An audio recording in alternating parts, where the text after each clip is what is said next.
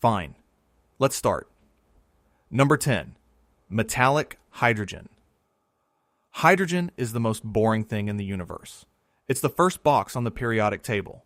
One proton, one electron, the lightest and simplest atom there is. It's the stuff stars are made of, the stuff that fills the empty spaces between galaxies, the most common substance in all of existence. You learned about it when you were 10 years old. There is nothing exotic about hydrogen. And then you squeeze it. Not a little.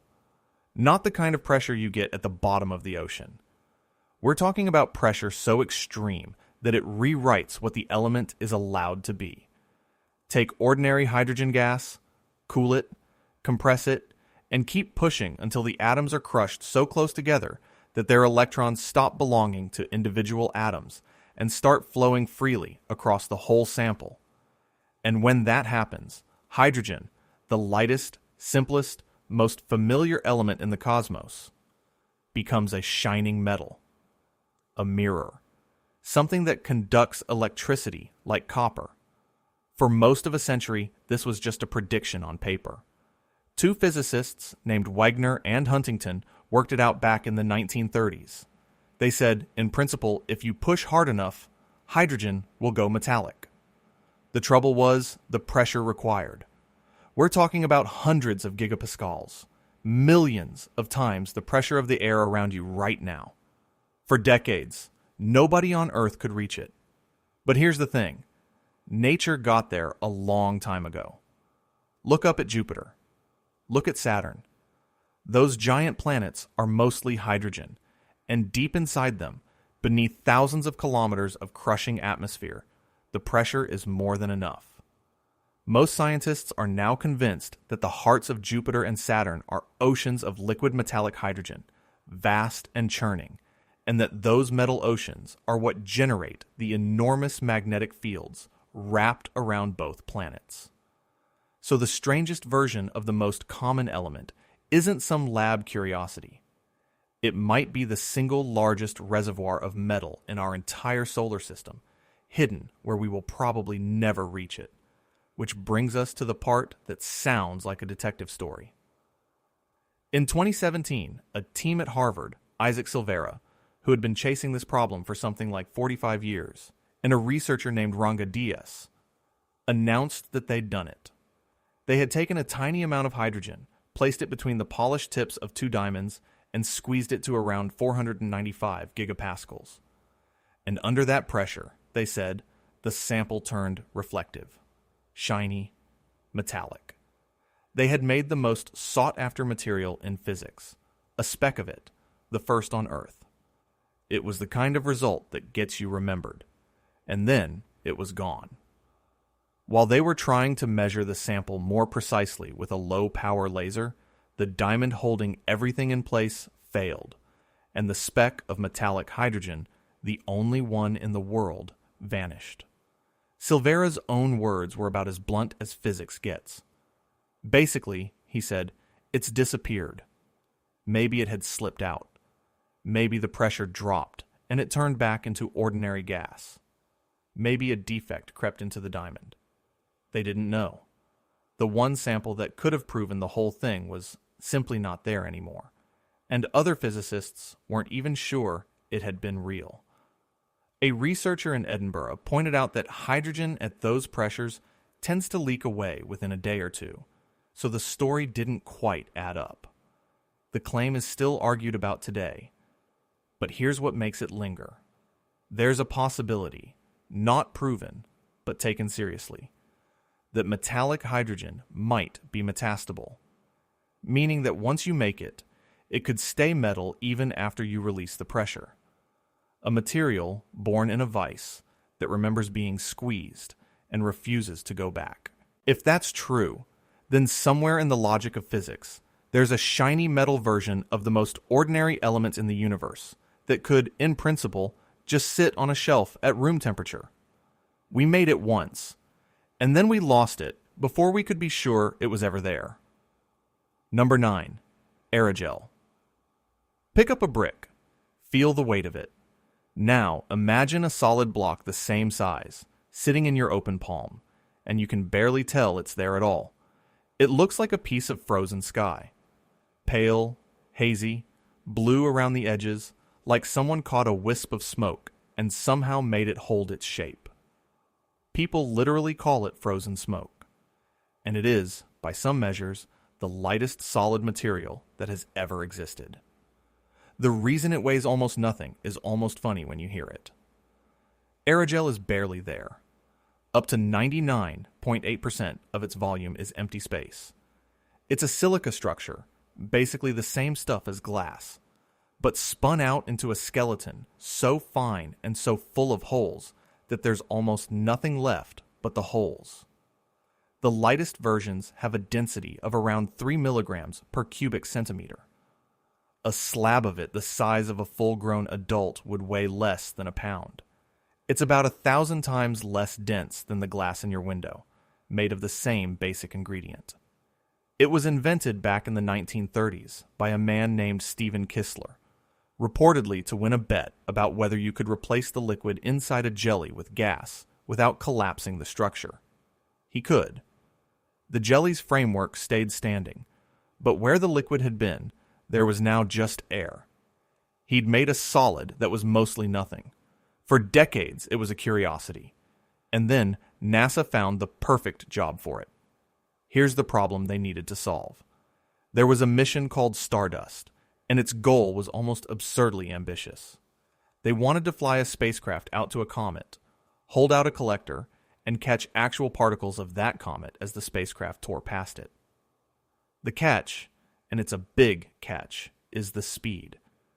Those dust grains would be hitting the collector at something like 6 times the speed of a rifle bullet. Try to catch a grain like that with any normal material, and you don't catch it. You vaporize it. The very act of stopping it destroys the thing you're trying to study, unless your catcher is made of almost nothing.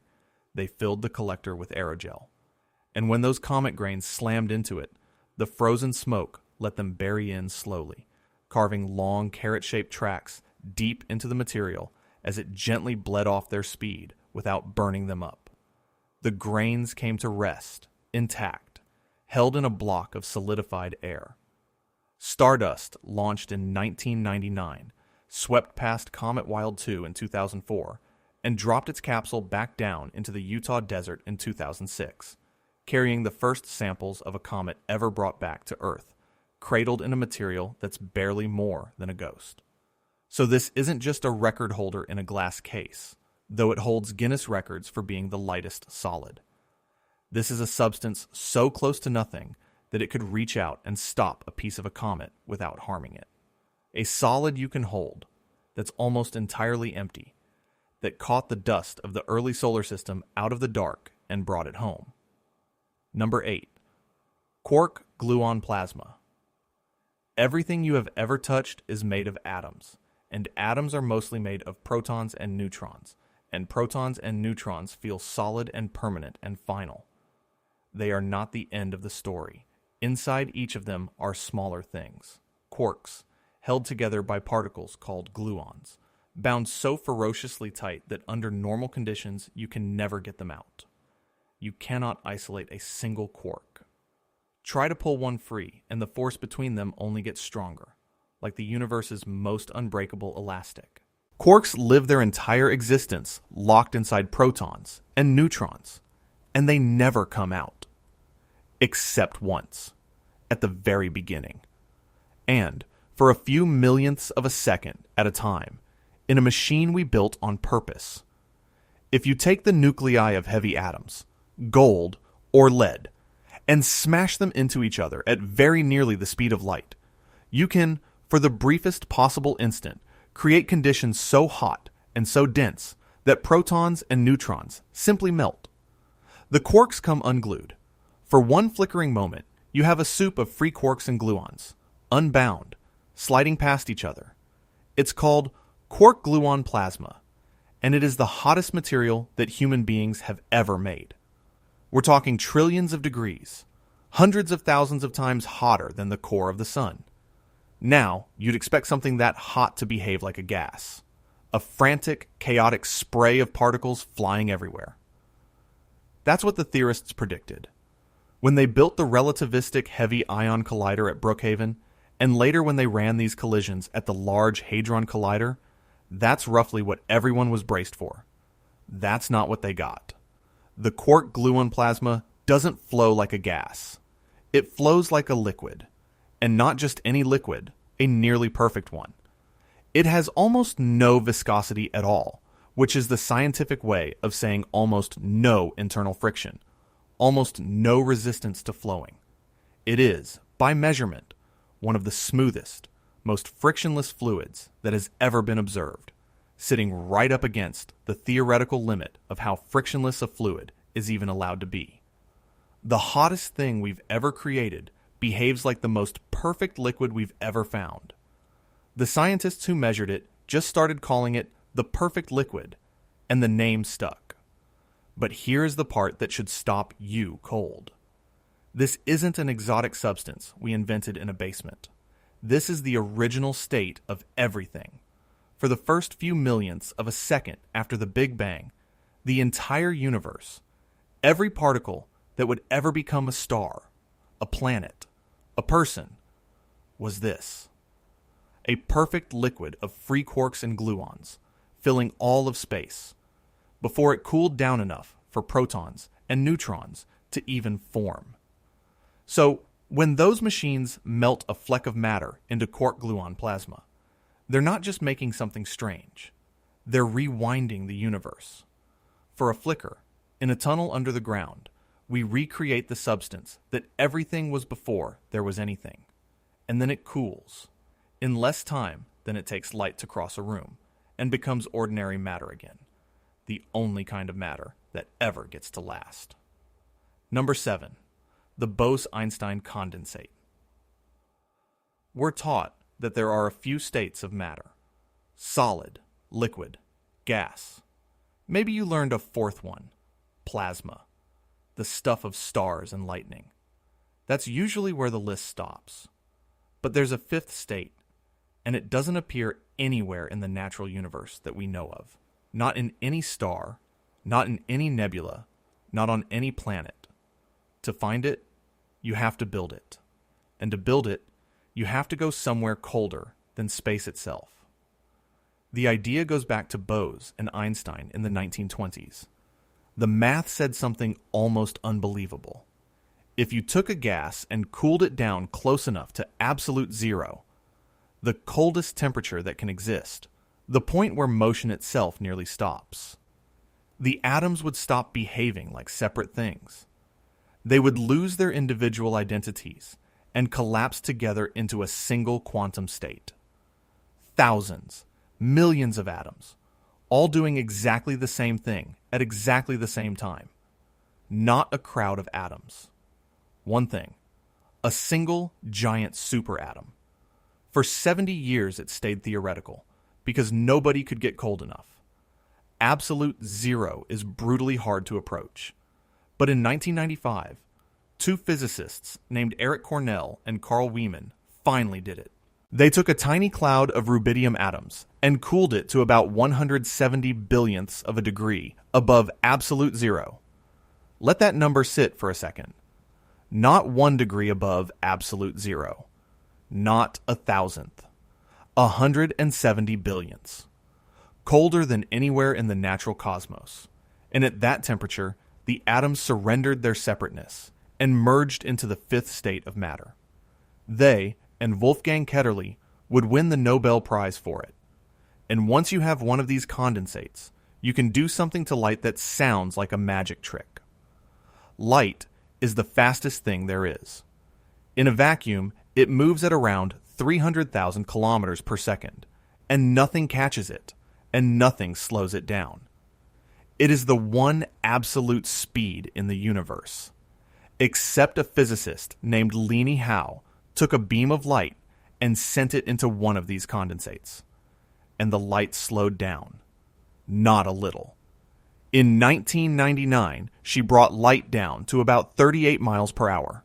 Slower than a car on the highway. You could have cycled alongside a beam of light and kept pace with it. And then, in 2001, she did something even stranger. She stopped it completely. She brought a pulse of light to a dead halt inside the matter, held it there, frozen, its information imprinted on the atoms, and then let it go again, releasing the light to continue on its way as if nothing had happened. She caught light, pressed pause on it, and pressed play. Think about what that means. The fastest, most uncatchable thing in existence, parked inside a cloud of atoms a fraction of a degree above the coldest possible temperature, waiting. There is a state of matter that doesn't occur anywhere out there in the universe, that we have to assemble by hand in the coldest spots we can build, and inside it, the rules you thought were unbreakable quietly bend. Number 6. Superfluid helium. Pour a liquid into a cup, and it stays in the cup. That's not a law you ever had to learn. It's just so obviously true that thinking about it feels silly. Liquids sit at the bottom of containers. Gravity holds them down. They don't climb. Helium didn't get the memo. Helium is the second simplest element, the stuff in party balloons, and on its own it seems even more harmless than hydrogen. But take liquid helium and cool it down past its boiling point, and then keep going, down below a very specific temperature, 2.17 Kelvin, just barely above absolute zero. And right at that threshold, something switches. The helium becomes a superfluid. And a superfluid does not obey the rules you grew up with. The defining feature is that it has zero viscosity, no internal friction at all. A normal liquid, even water, has some stickiness to it, some resistance as it moves past itself and past surfaces. Superfluid helium has none, which means once it starts moving, it never stops. Set it swirling in a ring, and it will keep flowing, in theory, forever, without slowing down, with nothing to drain its motion away. It can slip through cracks and pores so tiny that no ordinary liquid could ever pass, gaps the width of atoms, because there's no friction to hold it back. But the part that genuinely looks like the liquid is alive is the climbing. Put superfluid helium in a cup, and it will not stay in the cup. A film of it, just a few atoms thick, creeps up the inside wall, flows over the rim, and runs down the outside, escaping its container against gravity, all on its own. It's called a Rollin film, and if you watch footage of it, the liquid genuinely appears to crawl out of its own beaker, drop by drop, forming on the bottom and falling away, until the container empties itself. No pump, no tilt, just a liquid that refuses to be held. And there's a quieter detail that's almost eerier than the climbing. Normal liquid helium, just above that magic temperature, boils and bubbles like anything else on a stove. But the instant it crosses into the superfluid state, the bubbling stops. The whole thing goes still and glassy. That's because the superfluid conducts heat so perfectly that no hotspot can ever form anywhere inside it to start a bubble. It doesn't boil from within. It just goes silent, all at once, the moment it changes. This was discovered back in 1937 by Pyotr Kapitsa in Moscow, and, independently, by John Allen and Don Meissner in Cambridge. So this isn't a fragile new result that might fall apart. It's been sitting in physics for the better part of a century, fully understood, completely real. A liquid with no friction that climbs out of cups and flows forever. And here's the thread that ties it to the darker, denser things further up this list. That same superfluid behavior, frictionless, eternal flow, is believed to exist not just in a lab beaker, but inside neutron stars. In the crushed interior of a dead star, neutrons are thought to form a superfluid of their own. The strangest liquid we've ever cooled in a basement might also be sloshing, silent, and frictionless in the heart of the densest objects in the cosmos. Number 5. The supersolid. Here's a sentence that shouldn't be allowed to be true. There exists a material that is a solid and a frictionless liquid at the same time, not one and then the other. Not solid on the outside and liquid on the inside. Both, at once, the same atoms, in the same place, being two contradictory things in the same instant. To see why, that's such an offense to common sense. Think about what those two words actually mean. A solid is rigid. Its atoms lock into a fixed pattern, a crystal lattice, each one holding its assigned spot, which is exactly why a solid holds its shape. A superfluid is the opposite. It's that frictionless liquid we just talked about, where atoms flow freely and never stop. One is about order and structure and staying put. The other is about endless, frictionless motion. Asking for both is like asking for a statue that's also a waterfall. For decades, physicists batted this idea around as a kind of theoretical dare. Could a supersolid exist, even in principle? People hunted for it in solid helium and thought, for a while, that they'd found it, only for that result to fall apart on closer inspection. The whole thing started to feel like a phantom. And then, in 2017, two separate teams nailed it. One led by Wolfgang Ketterle at MIT, the same Ketterle from the condensate story, and another at ETH Zurich in Switzerland. Working independently, with different setups, both groups took those ultra-cold Bose-Einstein condensates and coaxed them into a state that was, unmistakably, both crystalline and superfluid. The atoms arranged themselves into a regular, repeating pattern. That's the solid part. Real structure. Real order. And they could still flow without any friction at all. That's the superfluid part. Both properties measured in the same cloud of matter. Now here's the detail that makes your brain do a little somersault. A supersolid can flow through itself. Picture that crystal lattice, all the atoms in their neat rows, holding the structure rigid. And then picture a fraction of those very same atoms streaming, frictionless, straight through the lattice, through the gaps in the structure they themselves are forming, without disturbing it. The scaffolding stays standing while part of the building pours through its own walls. The thing holds its shape and runs like water, simultaneously, and there is no contradiction the universe is willing to admit to. We tend to think the categories we sort the world into, solid, liquid, gas, are fundamental, like the universe agreed to them. The supersolid is a quiet reminder that those categories are ours, not the universe's. Reality doesn't care about our boxes. Cool matter down far enough, push it into the right corner, and it will happily be two things you swore were opposites, and it will do it without the slightest sign of strain. Number 4. Time crystals. Everything we've talked about so far has been strange in space. Materials that do bizarre things with where their atoms sit, how dense they are, how they flow. This one is strange in time. And it's so strange that when the man who came up with it first wrote it down, plenty of serious people assumed it had to be wrong. Start with what an ordinary crystal is. A diamond, a snowflake, a grain of salt. What makes something a crystal is that its atoms repeat in a regular pattern through space. Walk along the structure, and you see the same arrangement over and over at fixed intervals. That repetition in space is the whole definition. Physicists have a fancy phrase for it. They say the crystal breaks symmetry in space, because instead of looking the same everywhere, the material picks out a repeating pattern.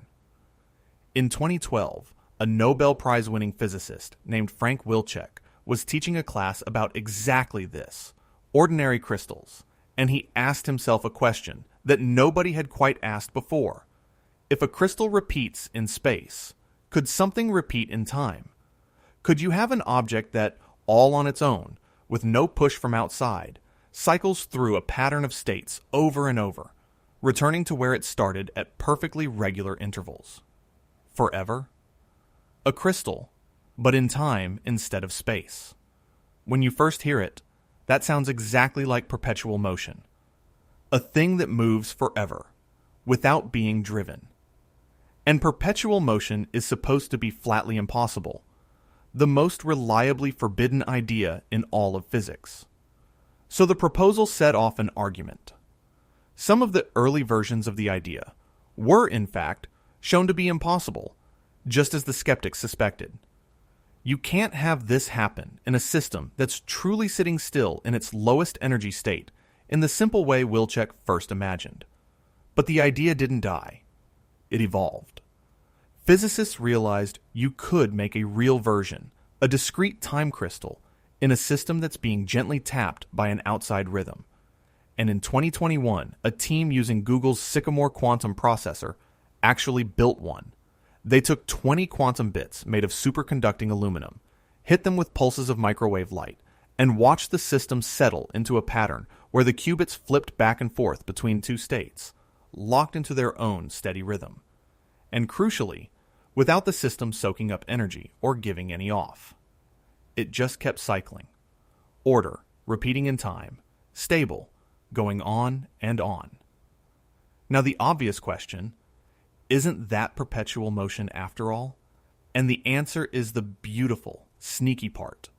No, because you can't get anything out of it. A time crystal cycles forever, but you can never extract a single drop of usable energy from it. It does no work. It powers nothing. And that's precisely why it's allowed to exist. The laws of physics don't forbid eternal motion. They forbid eternal motion you can profit from. A time crystal moves forever specifically because there's nothing to take. So we built a material whose defining feature is that it ticks endlessly in its own private rhythm, in its lowest energy state, untouchable. It's not a clock you wound up that's slowly running down. It's a pattern in time that has no reason to ever stop and no way to ever pay out. It just goes, and the only thing it costs to keep going is nothing at all. Number 3, photonic matter. Light does not interact with itself. This is one of the most basic facts about reality, and you rely on it constantly without ever noticing. Cross two laser beams and they pass straight through each other, untouched, as if the other beam weren't there. Wave a flashlight through the beam of another flashlight. Nothing. Photons, the particles of light, simply ignore each other. They have no mass, they carry no charge, and they refuse to bump, stick, or bind. Beams of light have been sliding through one another, indifferent, since the universe began. So the idea that you could take photons and make them join together, bind into molecules, the way atoms bind to form the stuff of the physical world, should be impossible. Light isn't a material. You can't build with it. It doesn't clump. In 2013, two teams, one led by Mikhail Lukin at Harvard, one led by Vladan Vuletic at MIT, made it clump anyway. Here's roughly how they cheated. They took a cloud of rubidium atoms and cooled it down to a whisper above absolute zero, the same deep cold we keep coming back to. Then they fired individual photons into that cloud, one at a time, the faintest possible pulses of light. And as a photon moved through the freezing gas, it stopped behaving like a normal photon. It coupled to the highly excited atoms around it, dragging that excitation along with it as it went, so that it crawled through the cloud as a kind of hybrid, part light, part matter, moving slowly and carrying, for the first time in its life, something like mass. And here's the trick that bound them together. Once one photon had excited the atoms in its neighborhood, a second photon couldn't excite those same atoms. They were already busy. So the photons were forced to coordinate. Where one went, it shaped the path of the other, and the two of them emerged from the cloud, locked together, a bound pair, a molecule of light. Later they did it with 3 photons at once, triplets, particles that have spent all of eternity refusing to acknowledge each other's existence, suddenly traveling as a unit. Lukin reached for a comparison everyone would understand. He compared it to a lightsaber, beams of light that push against each other, that have substance. that behave like solid rods of glowing matter instead of harmless overlapping rays. For one fragile moment, inside a frozen cloud of atoms, light stopped being weightless and ghostly and started behaving like a thing you could, in principle, build with. Step back and look at what's actually on this list now. We've crushed an element into a metal. We've cooled atoms until they became one. And now we've taken pure light, massless, untouchable, the very definition of insubstantial, and convinced it to act like matter. The line we draw between light and substance, between the things that illuminate the world and the things that make it up, turns out to be softer than anyone thought. Push hard enough, get cold enough, and even light will agree to hold together. Number 2. Nuclear pasta. The strongest material in the universe has the silliest name in science. It is called nuclear pasta. And to find it, you have to go to one of the most extreme places that exists. The crust of a neutron star. We'll get to the star itself in a moment. For now, just hold on to this.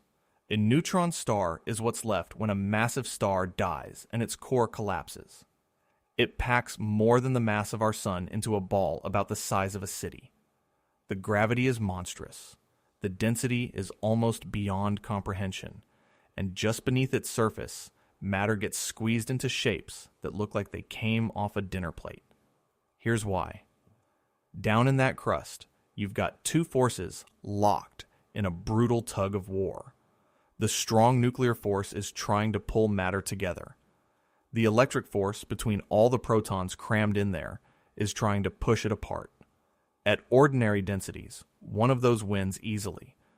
But in the crust of a neutron star, at these insane pressures, they end up almost perfectly matched. And when attraction and repulsion fight to a draw, matter does something strange. It stops forming simple blobs and starts forming structures. Sheets, tubes, long strands and flat layers. And the physicists who study this looked at those shapes and saw lunch. Blobs of matter packed in a lattice. They called that gnocchi.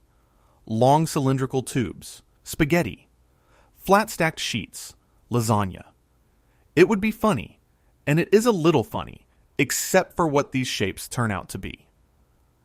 In 2018, a team including a physicist named Matthew Kaplan ran the largest computer simulations of neutron star crusts that had ever been done, specifically to figure out how this stuff breaks. What they found is staggering. Nuclear pasta is roughly 10 billion times stronger than steel. 10 billion. It is, as far as we know, the strongest material in the entire universe. Nothing else we've ever identified comes close to resisting being broken the way this does. Sit with that combination for a second. The strongest substance in all of existence is buried in the crust of a dead star, formed by a stalemate between the two forces that govern matter, and it's shaped like spaghetti and lasagna, and it's named accordingly. The universe builds the most unbreakable thing there is, and arranges it like a pantry shelf. And it might not just be sitting there inertly. Because nuclear pasta is so absurdly strong and rigid, some scientists think that mountains on the surface of a neutron star, and we're talking mountains a few millimeters tall, since the gravity flattens everything, could be held up by this material underneath. And if a spinning neutron star has even a tiny bump on it, that bump should radiate gravitational waves, ripples in space-time itself, out into the cosmos. So the strongest material in the universe, this cosmic lasagna, may quite literally be shaping the signals that the densest dead stars send across the galaxy. It has a ridiculous name. It is the most serious material there is.